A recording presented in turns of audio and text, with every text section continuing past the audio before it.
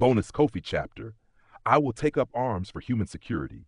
I will try every one of my fellow citizens fairly. As wrong as it is still correct. Polly recited this passage slowly. The trial court swears. And Jay froze as he heard the last sentence of this oath. After spitting out 2 mouthfuls of blood, his body had become lighter and his senses gradually dulled. The strong winter wind blew into his face, but it no longer made him shiver with cold. It was like he was an ethereal spirit who would dissipate into the wind at any moment. He propped himself up again, leaning against the railing and looking down at the 2 badges. The hexagonal badge was engraved with a pattern. The trial court symbol was 2 intersecting prismatic crosses, like indicating directions on a map.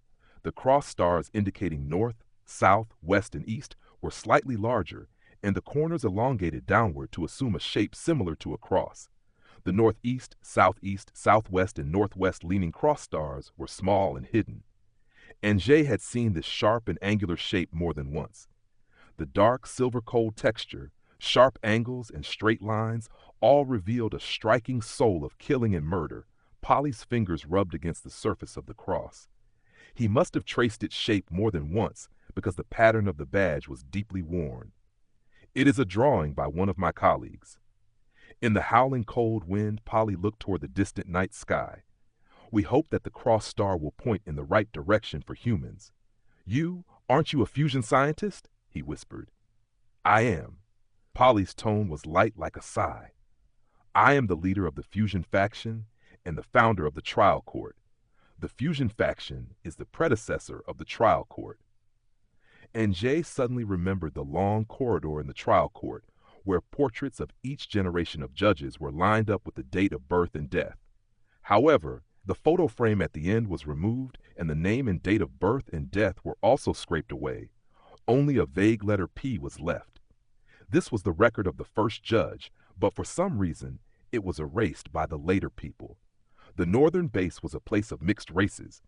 He didn't know which language the word Polly was transliterated from, but Polly could vaguely approximately be spelt with English letters. It was just that in his mind, the beliefs of the fusion faction and the trial court were completely different. One hoped that humans and monsters could merge safely, while one mercilessly killed all the heterogeneous species who tried to enter the base. These two were completely different, to the point where Anjay didn't know what to ask. Polly told him it was an accident. Anjay had heard many people tell the history of the base. Those peaceful narratives were like limited lights. They lit up every corner of the dark room with lights, so he could piece together the entire room. It seems that the ability to keep your will or not depends on probability, but we still believe that everything in nature can be traced, even though we have a limited ability to see the rules. Our research is ongoing all the time, and it is getting deeper and crazier in that field. At this point, Polly closed his eyes slightly, and faint pain appeared on his face. An experiment's body split into 2 parts for unexplained reasons, but it had a unified consciousness. Half of it escaped from the laboratory, and the other half remained in the observation room. Since it seemed to be there all the time, we didn't find the anomaly in time. The escaped half caused a terrible disaster.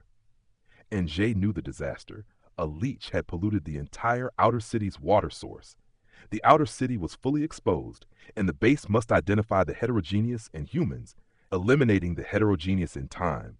The fusion faction was the main culprit of the disaster, but we are also the ones most familiar with the differences between the heterogeneous and humans due to our study of infection and variation. Suddenly, Anjay understood what had happened. In the first place, the trial court was originally from the lighthouse, not the military. All the experimental projects were stopped, the samples destroyed, and the experimental bodies were killed. However, the base gave the fusion faction the opportunity to atone. We set up the trial court overnight, worked out the trial rules, and tried the entire city. In those 10 days, we killed half of the base's population. Polly spoke slowly. The infection was under control, and the purity of human genes preserved. Later on, the trial system continued like this. The disaster encountered by the Virginia base proved its validity. I've been in the fusion faction for 10 years and a judge for 4 years. Polly spoke slowly. There was a smile on his face, but it was more like silent crying. My original intention was to let everyone have a peaceful life, but I killed my compatriots every day. Every day of those 14 years, my sins became deeper. And Jay told him, however, you also protected the base. No, Polly said. I killed innocent people every day. Anjay defended him. You made detailed rules and acted in accordance with the rules. You didn't kill innocent people. Polly's answer was a shock. There are no trial rules. Anjay's expression was blank for a second as he tried to digest the content of this sentence. He spoke with much difficulty. No? Ni? To be precise, there are no 100% certain rules for determining a heterogeneous. Polly's voice sighed. We have made trial rules using our research results from all aspects, their appearance, action, and thinking. We can judge the species through the biological difference from the external information. However, we can't guarantee that it is absolutely correct. In fact, the detailed rules can only determine 80% of the heterogeneous species. The remaining 20% we can only rely on experience and intuition and expand the scope of the execution. It is better to kill by mistake than to let one go. The first ironclad rule of the true trial rules is that it can never be disclosed to the outside world, no matter the circumstances. We don't really follow any rules, and the trial court always leaves room for manslaughter to ensure absolute security. Polly's voice gradually became lower. When I was stationed at the outer city's gate, whenever I executed a life, there was an 80% chance it might be a true heterogeneous and a 20% chance it was a human. However, for the sake of insurance, I directly shot them. In addition, among those 80% heterogeneous, 1 in 10,000 might have human consciousness, and 65.5% might have their human consciousness restored after many years. His voice grew hoarse. I still remember those 4 years. And Jay imagined a scene like that and imagined himself being a judge. He inquired, "So you left the base?" I couldn't compete with the pain in my heart. In the war between heterogeneous and humans, I couldn't hold on to the end. Polly stared up at the night sky and spoke after a long silence. At first, I was miserable about killing my compatriots. Later, even the death of a heterogeneous couldn't be tolerated. I had been with them for too long and knew that every monster has its own life. I have blood on my hand and was guilty. Later, I betrayed the base with a few colleagues and came to the Highland Research Institute to continue the research of the fusion faction. We accepted the heterogeneous species, and I have been atoning all my life. Now it has been 100 years. 100 years. And Jay was slightly puzzled as he looked at Polly. Polly seemingly understood his doubts and smiled. I've lived too long. In the wilderness, the most inevitable thing is infection. Polly rolled up his sleeves and revealed messy black lines on his right arm. I was infected by a member of the Institute by accident, and I left them before I lost my consciousness. Perhaps it's because the person who infected me was sober, or perhaps the small probability came to me. Polly smiled. I thought only a few seconds had passed, but it had actually been decades. My consciousness seemed to have traveled through time and space in an instant. Could you guess where I woke up? And Jay shook his head. I was still in the research institute. They recovered me. Even though I was a monster at that time, they didn't give up. Just as I once protected them, they also protected me. Emotions between humans are like this. What you give, you get. In this day and age, trust between humans is more precious than life, but I actually got it.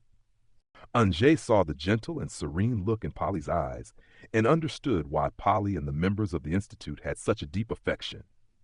I don't regret leaving the bays, but I can never forgive myself for escaping and my incompetence, Polly finally stated, and Jay told him, it is because of your high moral character.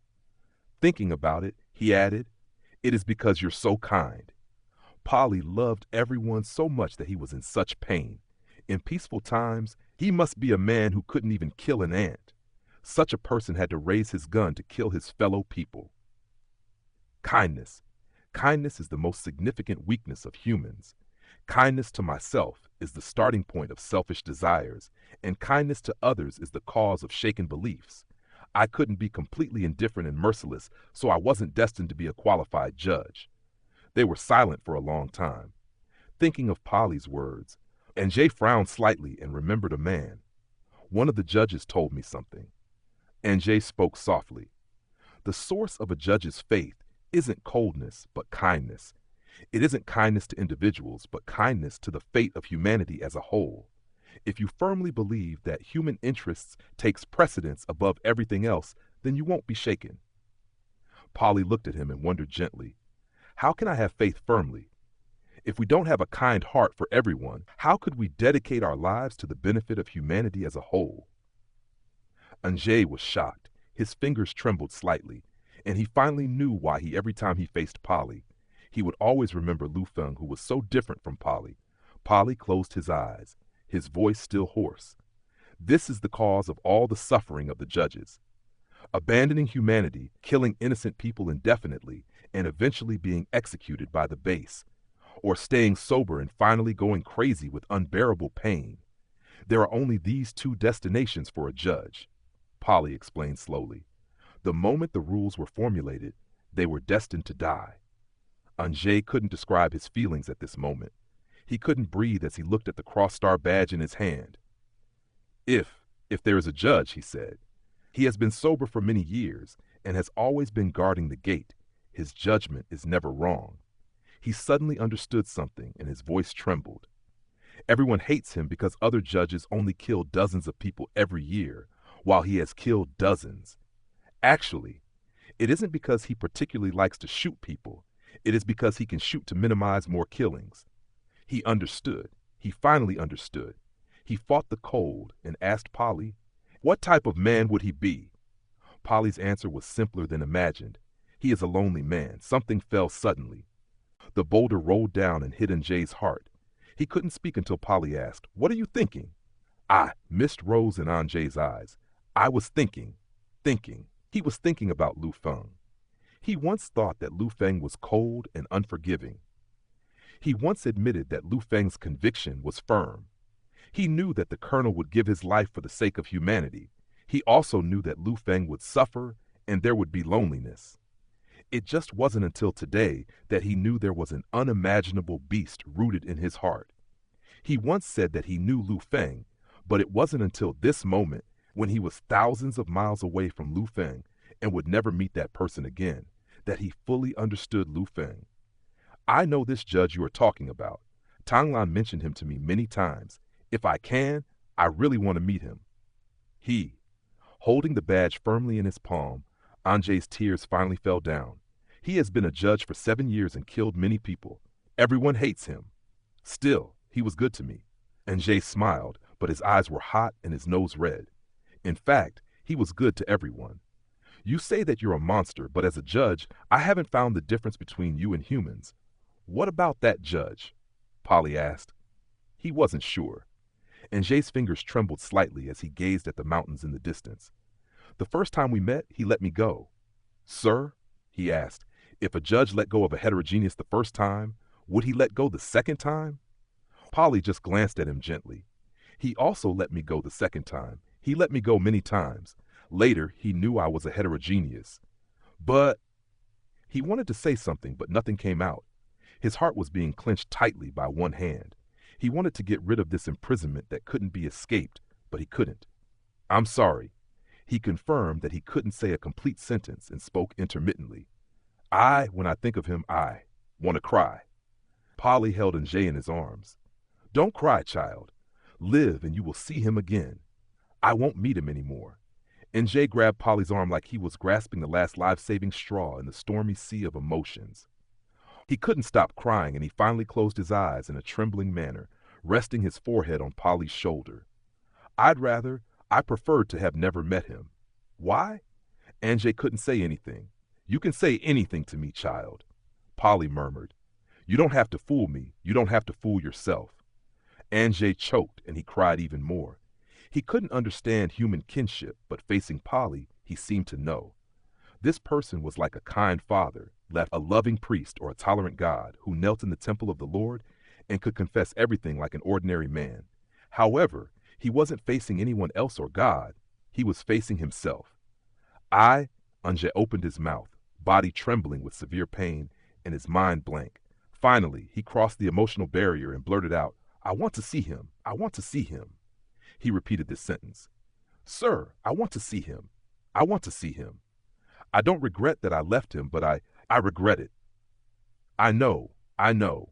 Polly patted him on the back, comforting him. You don't know. And Jay's words were contradictory. His emotions torn to pieces, and sorrow drowned his soul like the ocean. He wouldn't be surprised if the pain of this pervasive longing killed him. Child, I've lived decades more than you. You are young, and you don't know too much. Polly spoke gently. Anjay looked up blankly, unable to refute it, nor did he argue. There was something in his chest that he couldn't grasp or see, but he couldn't describe it. He glanced over Polly's shoulders at the endless night sky and muttered, I don't know. What? Thump, thump. In the brief silence, Anjay heard his heartbeat. He suddenly had a hunch that Polly's next words might change his life. He heard Polly's breathing. You don't know that. In the silence, Polly declared, You love him. Anjay's eyes widened. In the sky, the aurora changed, and the dark green light was like a rolling tide from south to north, dissipating and then regenerating. He trembled violently. A strong intuition struck his soul like a meteor hitting the ground, and light lit up everything in this world. He didn't know what Polly's 3 words meant, but he knew it was correct. He was completely dumbfounded and forgot even his sadness as he stared blankly at the aurora in the distance. This lasted until Polly let him go and gently wiped his tears with a handkerchief. But why would I? He murmured. Before he could answer, he was embroiled with a more pressing question. Then, will the judge also love me? He looked at Polly, almost like he was praying. Does he also love me? I'm just a heterogeneous. Did he say anything to you? Anjay shook his head. The briefness of their relationship was terribly. Still, he kissed me.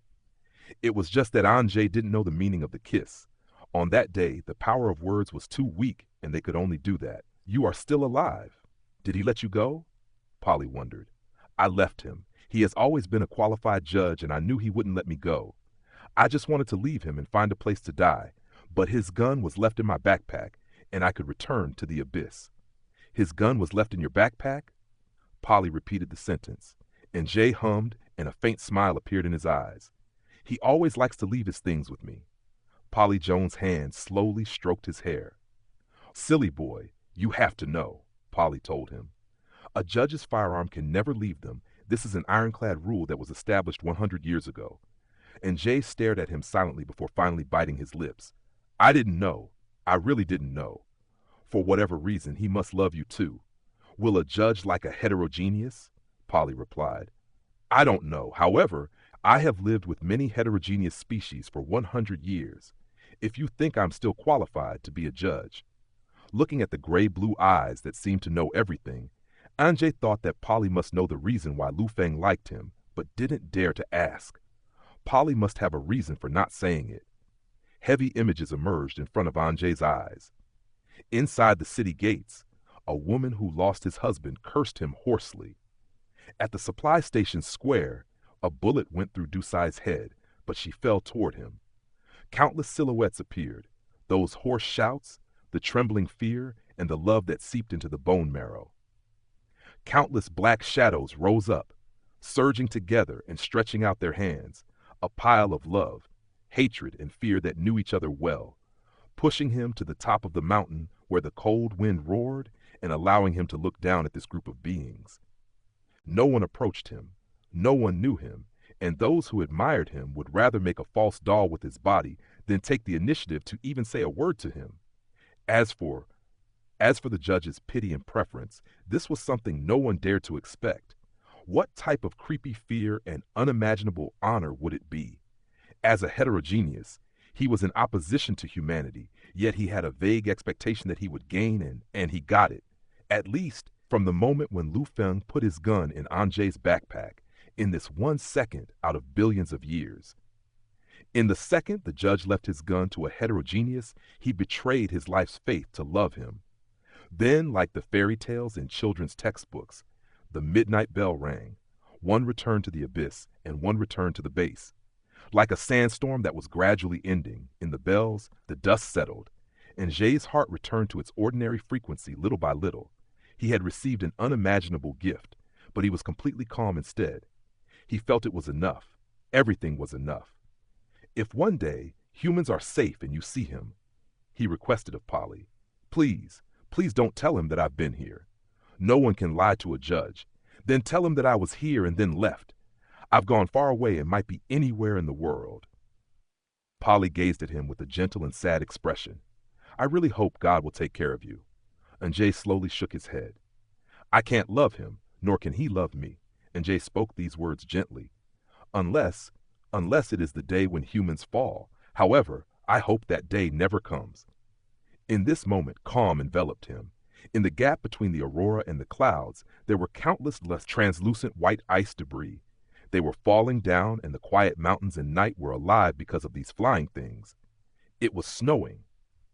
Anjay held out a hand, and the hexagonal snowflake fell on his finger. The beautiful shape was gradually lost due to the temperature of his skin and became crystal water droplets. I have only known you for 3 months, but this is my lifetime.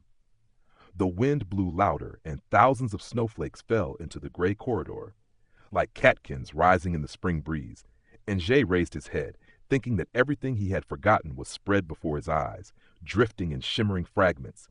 The stormy waves subsided, and the dark tide stopped surging altogether. He wasn't happy or sad. He just felt the snow was very beautiful. The joy and sorrow of his life, the encounter and parting, the birth and death of all tangible things in this world, they were like fleeting snowflakes. Is it cold? It isn't cold anymore. Anjay remembered the shape of the snowflake, and in that second, he got eternity. The aurora shone on the abyss. From the laboratory, there was a sound of glass breaking.